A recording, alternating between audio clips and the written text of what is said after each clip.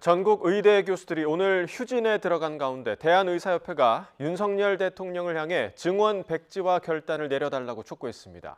의료계의 반발과 호소가 잇따르는 가운데 정부는 오히려 다음 단계 의료개혁 추진에 속도를 내고 있습니다. 자세한 내용 취재기자 연결해서 알아봅니다. 윤성훈 기자.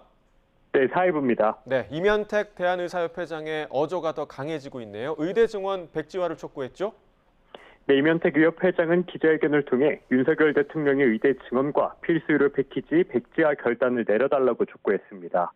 관료들이 이권을 위해 대통령을 속이고 있다며 국민을 위협하는 정책 책임은 대통령이 지게 될 거라고 주장했습니다.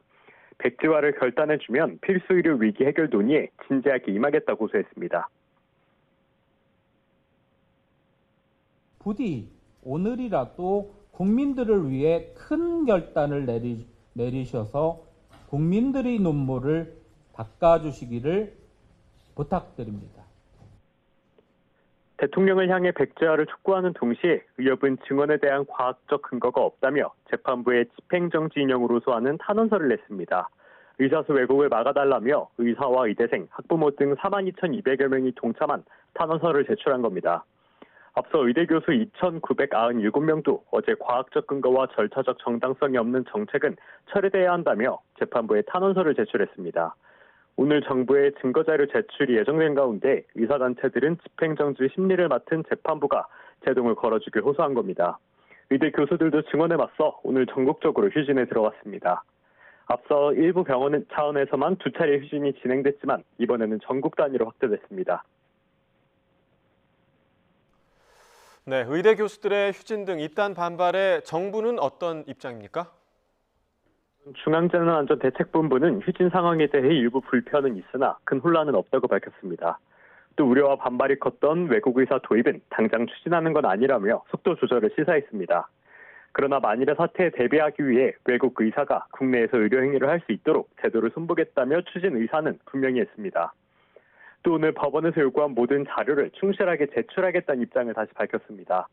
법정위원회인 보건의료정책심의위원회와 의사인력전문위원회 회의록을 내겠다면서도 법정단체가 아닌 의대정원 배정위원회와 의료현안협의체는 회의록 대신 회의 결과와 보도자료를 대신 내겠다고 덧붙였습니다.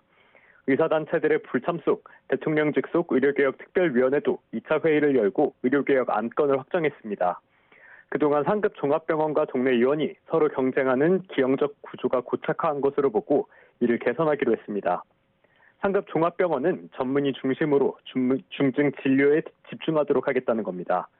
대신 전국위는 상급 종합병원뿐 아니라 의원 등에서도 수련하도록 체제를 개선하겠다는 의지를 드러냈습니다.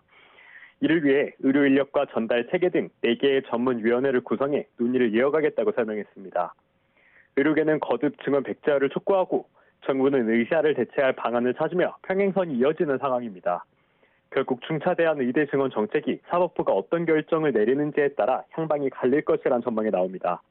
지금까지 사회부에서 전해드렸습니다.